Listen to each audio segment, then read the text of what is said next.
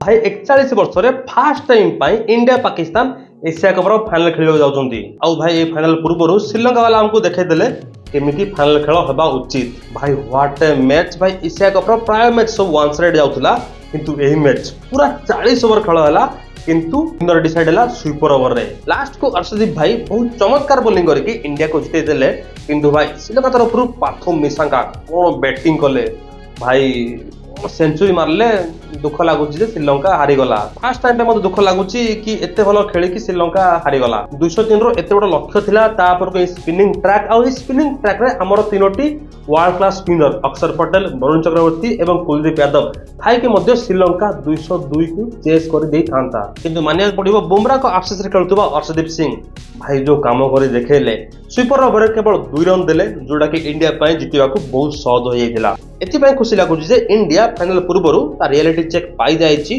को जगह स्ट्रांग अच्छी को जगह दुर्बल अच्छी सेटा अबे इंडिया जानि सारे थिबो। सेमतरे भी एटेंशन आले को मिलिबो पाकिस्तान टीम तो इंडिया हरे दबो। बाकी भाई ए मैच सब कुछ ठीक थिला किंतु कंसर्न मोर केवल गोटिए सूर्य भाई को बेट कोन पय चालुनी जणा कमेंट रे। सब्सक्राइब।